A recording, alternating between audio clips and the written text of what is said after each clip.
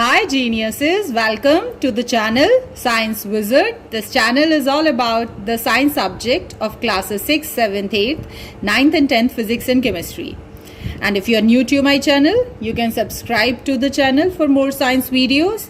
And if you like the explanation, then please press the like button and you can share this video with your friends, family and the classmates. So the topic which we are going to discuss today is the physical and chemical changes, class 7 chapter 8. So इस पे मैं already एक video बना चुकी हूँ और उस video में हमने डिस्कस किया था what is the difference between physical and the chemical changes and how you are able to identify whether the change is a physical change or a chemical change. So by studying the chemical properties of a particular substance, okay, that can be really helpful for us. और उसमें हमने पढ़ा था for the rusting of iron. So now we are going to discuss about the characteristics of the chemical reaction. So characteristics of chemical reaction means chemical reaction मतलब जब भी कोई दो substance एक दूसरे के संग combine करते हैं और नया substance form करता है. और characteristic means कि how you are going to tell that whether the reaction is going on between the two substances or not. Okay, so there are the few checkpoints, okay, जिनके through आप पता कर सकते हैं whether there is a formation of new substance or not. First one is the evolution of a gas. ठीक है, gas का बाहर निकलना, ठीक है, क्योंकि जो गैस होती है that is very light, तो वो कहीं भी अगर उसको ओपन जगह स्पेस मिलती है तो वो वहाँ से इवैक्यूएट हो जाती है, बाहर निकल जाती है. So gas may evolve during a chemical reaction if one of the reactant is liquid or in the solution form. So the first thing which you have to keep in mind कि gas उसी chemical reaction में gas बाहर निकलती है जब उसमें से एक रिएक्टेंट का मतलब होता है कि जो दो सब्सटेंसेस एक दूसरे के संग कंबाइन कर रहे हैं, ठीक है, उनमें से एक रिएक्टेंट जो है वो लिक्विड फॉर्म में होना चाहिए या फिर सॉल्यूशन फॉर्म में होना चाहिए. तो लिक्विड और सॉल्यूशन का मतलब क्या है? लिक्विड का मतलब आप जानते हैं वो लिक्विड स्टेट में एग्जिस्ट करे और सॉल्यूशन फॉर्म का मतलब होता है कि अगर कोई चीज़ सॉलिड फॉर्म में है तो अगर आप उसको पानी में मिक्स कर दीजिए, डिसॉल्व कर दीजिए, तो उसका सॉल्यूशन प्रिपेयर हो जाता है. जैसे सोडियम क्लोराइड सॉल्ट है, ओके, तो that is in the solid form. तो अगर मैं उसको पानी में डिसॉल्व करूंगी तो I have prepared the solution of it. Okay, so gas तभी इवॉल्व होती है केमिकल रिएक्शन में जब एक रिएक्टेंट या तो लिक्विड हो और अगर वो सॉलिड स्टेट में है तो you have to prepare the solution of it. And the evolution of gas is confirmed by the appearance of the effervescence bubbling. So आप सबने कोल्ड ड्रिंक पिया होगा, कोल्ड ड्रिंक की बॉटल ओपन की होगी तो आपने नोटिस किया होगा कि जैसे ही आप उसका कैप ओपन करते हैं तो बहुत सारे बबल्स जैसे फॉर्म होने लगते हैं, ठीक है, और जैसे ही आप कैप ओपन करते हैं उसमें से गैस बाहर आने लगती है. तो कहीं पर भी अगर गैस है, ठीक है, उसके कंफर्मेशन के लिए आप कैसे पता कर सकते हैं? अगर वहां पे बबलिंग हो रही है, बबल्स फॉर्म हो रहे हैं, इसका मतलब there is a presence of gas. So जो गैस है वो बेसिकली आइडेंटिफाई हो सकती है by testing. So actually different type of gases होती हैं. कार्बन डाइऑक्साइड है, ऑक्सीजन है, हाइड्रोजन है, ठीक है. तो कौन सी गैस इवॉल्व हो रही है ड्यूरिंग द रिएक्शन वो आप कैसे पता करेंगे? सो आप टेस्ट कर सकते हैं उसके लिए. सो chemical equation is the symbolic representation of a chemical reaction. तो किसी भी रिएक्शन को जब हम सिंबल फॉर्म में लिख देते हैं तो उसको हम केमिकल इक्वेशन कहते हैं. तो जब भी आप केमिकल इक्वेशन लिखेंगे तो उसमें जो इवोल्यूशन ऑफ गैस है, ठीक है, अगर रिएक्शन के बाद जो भी प्रोडक्ट फॉर्म हो रहा है उसमें से एक अगर गैस फॉर्म हो रहा है तो वहां पे आप उस गैस के फॉर्मेशन को, इवोल्यूशन ऑफ गैस को शो करेंगे by putting an arrow upwards, ऊपर की तरफ. ओके, सो इसका मतलब आपने अगर ऊपर की तरफ एरो लगाया है इसका मतलब कि वो जो भी फॉर्म हुआ है substance that is in the gaseous form. When the calcium carbonate reacts with the dilute hydrochloric acid. So ये रिएक्शन हम ऑलरेडी पढ़ चुके हैं एसिड बेसिस और सॉल्ट्स में कि जब भी मेटल कार्बोनेट्स हाइड्रोक्लोरिक एसिड के संग कंबाइन करते हैं तो वहाँ पे कार्बन डाइऑक्साइड गैस बाहर आती है, ठीक है. और ये गैस जो है ये कार्बन डाइऑक्साइड गैस ही है. ये आप कैसे पता कर सकते हैं? That gas can be tested by passing it through the lime water. Lime water turns milky, ठीक है. तो लाइम वाटर जो होता है वो गैस को पास करने से पहले ट्रांसपेरेंट होता है और जैसे ही उससे कार्बन डाइऑक्साइड गैस को पास करवाया जाता है तो वो मिल्की हो जाता है, दूधिया हो जाता है, क्लाउडी हो जाता है. So this is the reaction basically, ठीक है. तो ये तो था वर्ड्स में आपने बताया कि जब कैल्शियम कार्बोनेट रिएक्ट करता है हाइड्रोक्लोरिक एसिड के संग तो कार्बन डाइऑक्साइड गैस फॉर्म होती है। यहाँ पे जो लिखा हुआ है this is the chemical equation, symbolic representation. So CaCO3 + 2HCl gives CaCl2 + H2O + CO2। ठीक है, तो यहाँ पे ये CO2 जो है ये गैस है, तो किसी भी केमिकल इक्वेशन में इवोल्यूशन ऑफ गैस को शो करने के लिए we have to put an arrow upward, so that's why CO2 के आगे एरो ऊपर के डायरेक्शन में लगाया हुआ है। Now there is one activity given जिसमें कि हम प्रिपेयर करेंगे कार्बन डाइऑक्साइड गैस को लेबोरेटरी में। सो जो अभी हमने रिएक्शन पढ़ी है एग्जैक्टली वही करने वाले हैं। हमने यहाँ एक टेस्ट ट्यूब लिया है, ठीक है। कैल्शियम कार्बोनेट जो होता है that is in the solid form, और अभी आपको बताया गया था कि किसी भी केमिकल रिएक्शन में, ठीक है, गैस रिलीज हो रही है तो उसके लिए एक कंडीशन रिक्वायर्ड है, दैट इज एक रिएक्टेंट को लिक्विड फॉर्म में होना चाहिए। सो जो कार्बन डाइऑक्साइड है टेस्ट ट्यूब में लेंगे और उसमें हम हाइड्रोक्लोरिक एसिड डालेंगे। तो जो हाइड्रोक्लोरिक एसिड होता है that is in the liquid form. So जैसे ही आप कैल्शियम कार्बोनेट जो कि सॉलिड में होता है और हाइड्रोक्लोरिक एसिड लिक्विड में होता है, इन दोनों को एक टेस्ट ट्यूब में मिक्स करेंगे, ठीक है। सो वहां पे आप देखेंगे कि कुछ इफरवेंसेस बाहर आ रहे हैं, ठीक है, और वो इफरवेंसेस होते हैं basically bubble of the gas जो कि फॉर्म होते हैं, बाहर निकलते हैं सॉल्यूशन से। सो वहां पर आपको क्या करना है बेसिकली, जैसे यहाँ से गैस बाहर निकल रही है, ठीक है, तो यहाँ पे दो तरीके बताए हुए हैं जिससे कि आप पता कर सकते हैं whether the gas which is coming out और द इवॉल्विंग, ठीक है, after the reaction of calcium carbonated hydrochloric acid is the carbon dioxide gas. तो अभी हमने पढ़ा था कि you have to take a lime water, okay, in a test tube, और यहाँ पे क्या है जो गैस फॉर्म होगी, सिंस वो लाइटर होती है तो वो राइज अप होगी तो वो बाहर निकलने की कोशिश करेगी, तो there is only one space through this tube, और फिर वो एंटर होगी लाइम वाटर में गैस, ठीक है। तो जैसे ही वो एंटर होगी लाइम वाटर में और उसके एंटर होने से लाइम वाटर मिल्की टर्न हो जाता है, दूधिया बनने लगता है। सो इसका मतलब कि जो गैस फॉर्म हो रही है that is the carbon dioxide gas. या फिर दूसरा तरीका है कि यहाँ पे कैल्शियम कार्बोनेट और हाइड्रोक्लोरिक एसिड हमने ऐड कर दिया और फिर उसके बाद यहाँ से जो गैस फॉर्म हो रही है वहाँ जहाँ पे वो ट्यूब एंड हो रहा है, ठीक है, वहां पर आप बर्निंग कैंडल रख दीजिए। तो आप सबको पता है कि जो कार्बन डाइऑक्साइड गैस है वो एक्सटिंग्विश कर देती है फायर को, आग को बुझा देती है। तो यहाँ पे ये कैंडल जो है ये बुझ जाएगी जैसे ही गैस इससे बाहर आएगी। So this shows that the gas which is coming out after the reaction of calcium carbonate and hydrochloric acid is the carbon dioxide gas. Now the next very important question is that कि lime water से जब carbon dioxide gas पास होती है तो वो milky क्यों हो जाता है। सो कैल्शियम हाइड्रोक्साइड जो होता है this is the lime water, ठीक है। Lime water is the common name and it's chemical name is the calcium hydroxide. जैसे आपने विनेगर सुना है ना, जो सिरका होता है that is the common name, उसका केमिकल नेम होता है एसिटिक एसिड। सो वैसे ही calcium hydroxide is the lime water.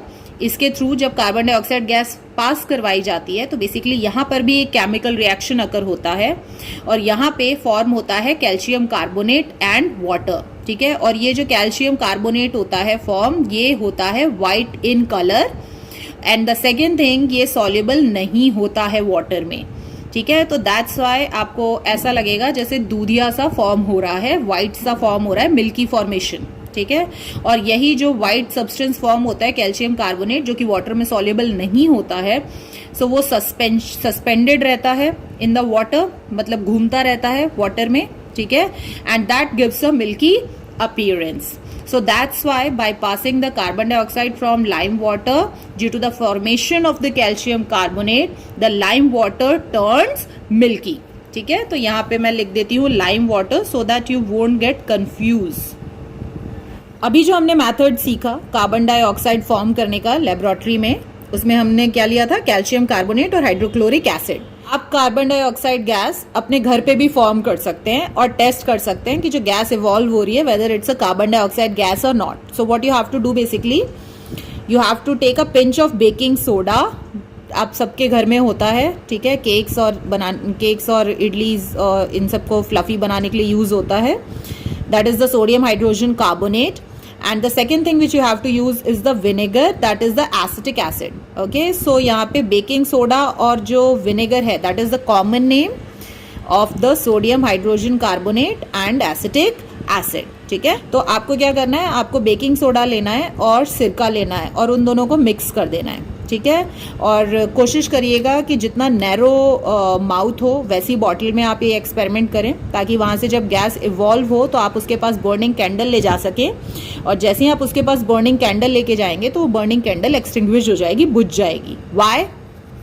Because whenever a baking soda NaHCO3 reacts with the vinegar, that is CH3COOH, there is a formation of a new substance, that is sodium acetate, water and the carbon dioxide. ठीक है, तो due to the formation of this carbon dioxide gas, your candle extinguish. So now we are going to discuss what happens when zinc reacts with the dilute sulfuric acid. So ये हम already discuss कर चुके हैं कि जब भी कोई metal, ठीक है, किसी भी एसिड के संग रिएक्ट करता है तो हाइड्रोजन गैस बाहर आती है वहां से। अब कार्बन डाइऑक्साइड के तो हमने दो मेथड देख लिए कि बर्निंग कैंडल लेके आएंगे, एक्सटिंग्विश हो जाएगी, और लाइम वाटर के थ्रू पास कराएंगे तो वो मिल्की हो जाएगा। हाइड्रोजन गैस का कैसे पता करें कि वेदर जो गैस इवॉल्व हो रही है that is the hydrogen gas और नॉट। सो आपको क्या करना है कि जहां से भी हाइड्रोजन गैस बाहर आ रही है, ठीक है, वहां पे आपको बर्निंग मैच स्टिक लेके आनी है, और जैसे ही आप बर्निंग मैच स्टिक लेके आएंगे वहां पर तो hydrogen burns with a pop sound. ठीक है, pop sound means act to popcorn आपने घर में अगर बनाए हो प्रेशर कुकर में तो वो जैसे पॉप करते हैं ना, exactly that similar sound will come. Okay, so whenever a zinc react with the sulfuric acid, so there is a formation of the zinc sulfate and hydrogen gas will evolve. और hydrogen gas की presence कैसे पता करते हैं? जहां से भी ये गैस इवॉल्व हो रही है वहां पे आपको बर्निंग मैच स्टिक लानी है, तो हाइड्रोजन गैस बर्न होगा with a pop sounds. Now the third is when sodium nitrate is strongly heated, oxygen gas is given of. ठीक है, तो यहाँ पर क्या है, केवल एक ही सब्सटेंस है, that is the sodium nitrate which is the reactant. जब इसको हम गर्म करते हैं तो वहां पर सोडियम नाइट्राइट फॉर्म होता है और ऑक्सीजन गैस बाहर निकलती है. ठीक है, अब ऑक्सीजन गैस का आप सबको पता है कि जो ऑक्सीजन गैस है वो सपोर्ट करती है बर्निंग को. तो वहां पे आपको क्या करना है कि एक ग्लोइंग स्प्लिंट लेके आना है. ग्लोइंग स्प्लिंट मीन्स जैसे लकड़ी को बर्न करते हैं ना, तो लकड़ी को बर्न करने के बाद, आग बुझाने के बाद भी आप देखेंगे कि वो जो लकड़ी है, ठीक है, उसमें थोड़ी थोड़ी सी चिंगारी सी रहती है अभी.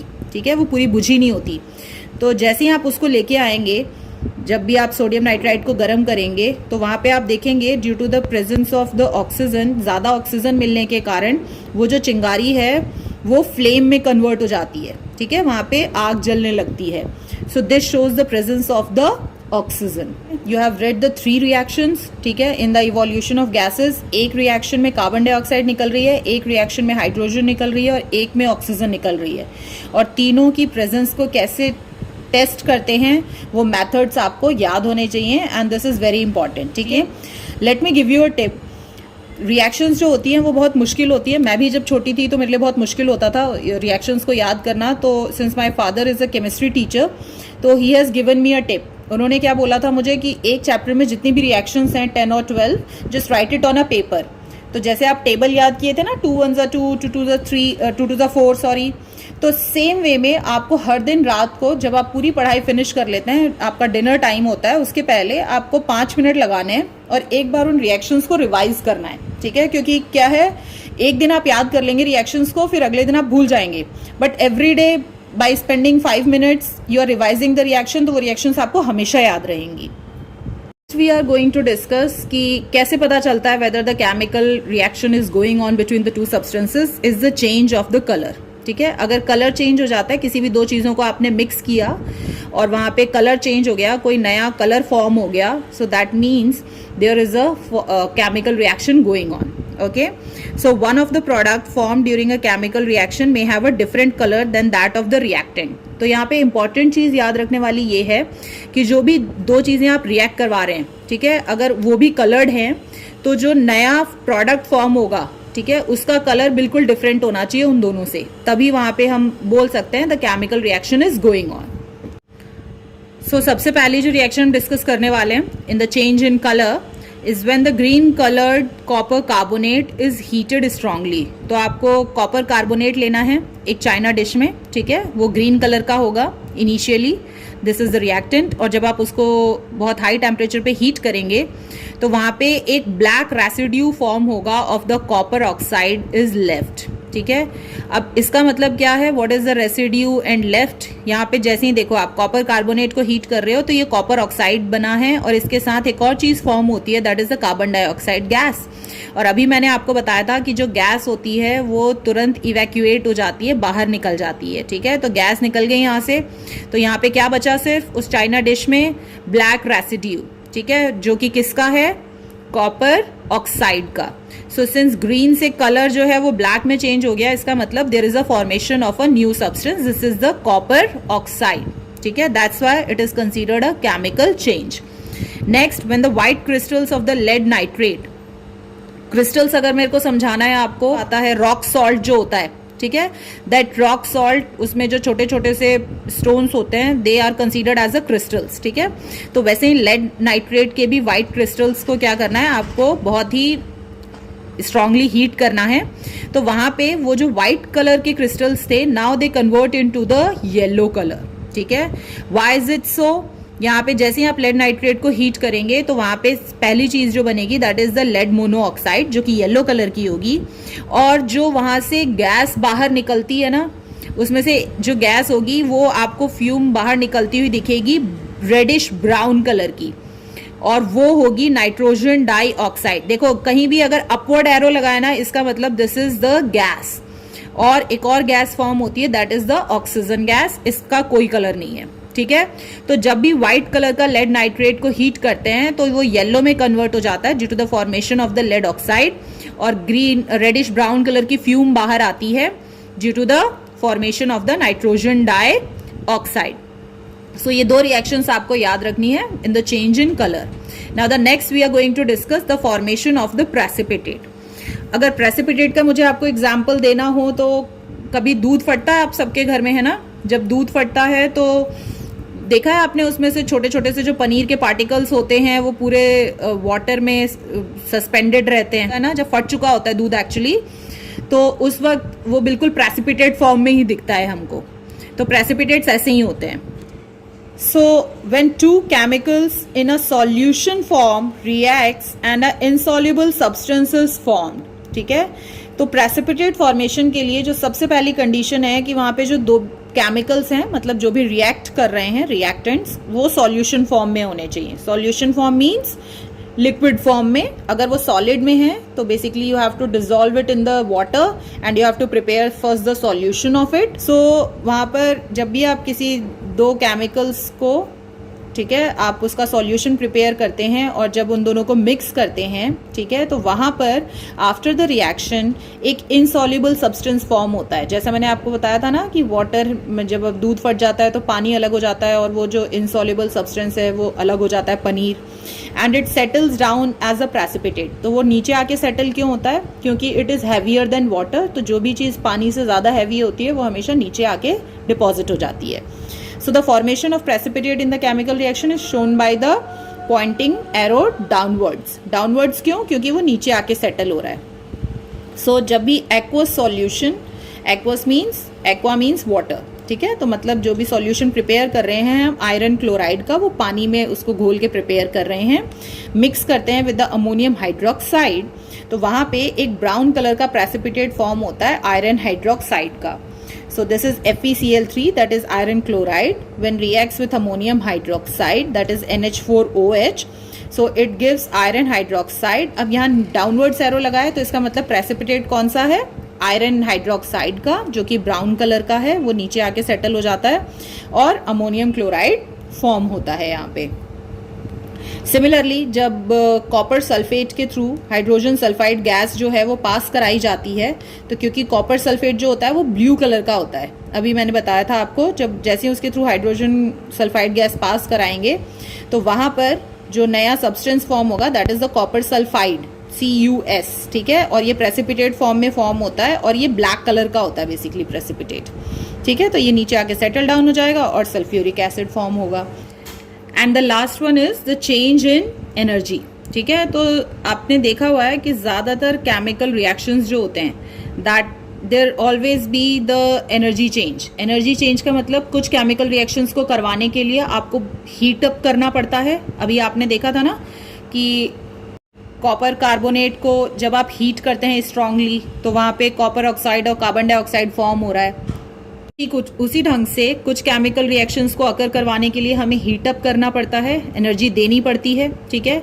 और कुछ केमिकल रिएक्शंस ऐसी होती हैं जहाँ पे कि एनर्जी रिलीज होती है आफ्टर द रिएक्शन. तो अगर आपको याद हो तो हमने एसिड बेसिस और सॉल्ट में पढ़ा हुआ है न्यूट्रलाइजेशन रिएक्शन, जिसमें हमने देखा था कि when acid reacts with base, okay, it forms the salt and water and there is a release of heat. ठीक है, वहां पे हीट रिलीज होती है, हीट बाहर आती है. सो कुछ रिएक्शंस के लिए you have to provide the heat, you have to give the heat and in few reactions heat comes out. Okay, so उस बेसिस पे आप दो तरह के केमिकल रिएक्शंस को में क्लासिफाई कर सकते हैं. First one is the exothermic reaction. ठीक है, इसको याद रखने का इजी मेथड है.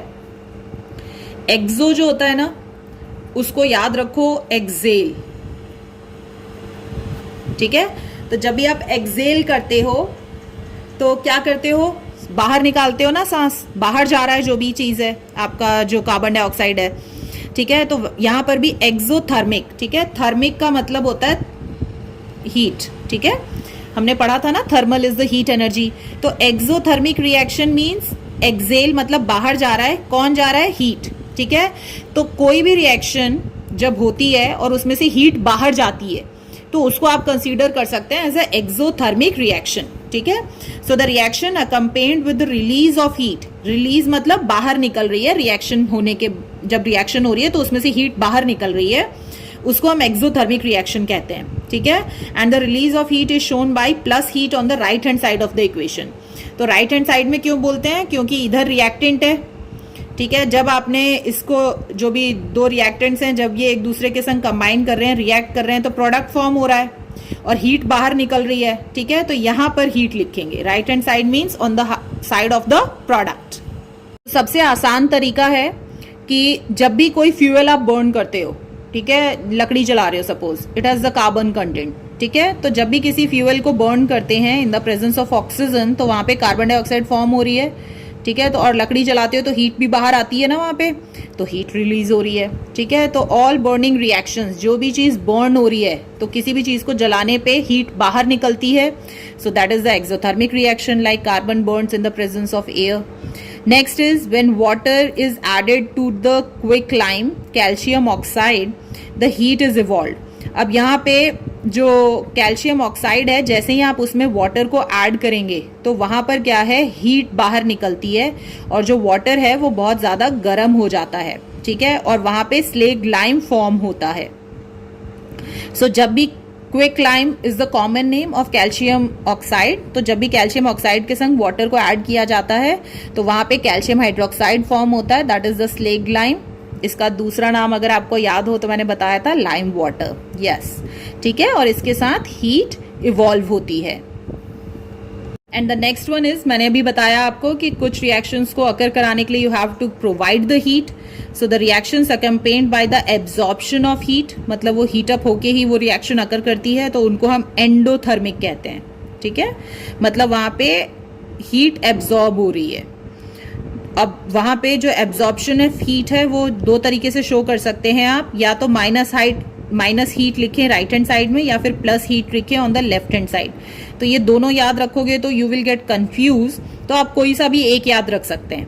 ठीक है, तो आपको अगर प्लस हीट लिखना है, so you have to write it on the left hand side. Let me explain you. Suppose this is the reactant. ठीक है, और इसको मैं क्या कर रही हूं, हीट करूंगी, और जब इसको हीट करूंगी तो प्रोडक्ट फॉर्म होगा. तो एक तो तरीका ये है एंडोथर्मिक रिएक्शन में हीट को रिप्रेजेंट करने का. ठीक है, दूसरा तरीका ये है कि मैं यहाँ पे लिखूं, भाई जो भी रिएक्टेंट है वो रिएक्ट हो रहा है और यहाँ पे प्रोडक्ट फॉर्म हो रहा है. ठीक है, तो यहाँ पर अगर प्लस हीट है, देखो एरो के इस साइड अगर प्लस हीट है तो उस साइड जाएगा तो क्या हो जाएगा, माइनस हीट. सो इन दोनों में से किसी भी तरीके से मैं रिप्रेजेंट कर सकती हूँ. प्लस हीट तो मुझे रिएक्टेंट के साइड लिखना है और माइनस हीट तो मुझे प्रोडक्ट के साइड लिखना है. सो ऐसी कौन सी रिएक्शंस हैं जिसमें हीट एब्जॉर्ब होती है? तो whenever carbon and sulphur are heated, ठीक है, कार्बन और सल्फर को जब हीट करते हैं तो वो कंबाइन करते हैं, रिएक्ट करते हैं, कार्बन डाइसल्फाइड बनाते हैं और वहां पे हीट एब्जॉर्ब होती है, ठीक है। सो यहाँ पे प्रोडक्ट के साइड माइनस हीट लिखा है, आप चाहें तो इधर भी प्लस हीट कर सकते हैं। फिर एक और रिएक्शन अगर आपको याद हो, स्ट्रक्चर ऑफ मैटर में पढ़ाया गया था, आयरन एंड सल्फर, ठीक है, उनको जब हीट करते हैं तो आयरन सल्फाइड बनता है, तो you can give that example also. Similarly when nitrogen and oxygen are heated, nitrogen और ऑक्सीजन को जब आप हीट करते हैं हाई टेम्परेचर पे तो वहां पे नाइट्रिक ऑक्साइड बनता है और हीट यूज होती है, एब्जॉर्ब होती है। So that's why these two reactions are considered as a endothermic reactions, ठीक है। अब जो एनर्जी है वो दूसरे फॉर्म्स में भी एक्सचेंज हो सकती है, not in form of a heat only, light के फॉर्म में भी, साउंड के फॉर्म में भी। जैसे कि अगर एग्जांपल दें तो explosion of the fire crackers, अभी दिवाली आने वाली है, आप सब पटाखे उड़ाएंगे वहां पे, ठीक है, और जो पटाखे होते हैं उनमें जो केमिकल फिल किया जाता है, तो जब भी आप उसको बर्न करेंगे तो वहां पर क्या होगा, वो फायर क्रैकर जो है वहां पे कंबशन होगा, तो हीट भी प्रोड्यूस होती है, लाइट भी प्रोड्यूस होती है और एक्सप्लोजन भी होता है, ठीक है। सो जो एनर्जी है during the reaction can be exchange in the form of a heat, light and sound also.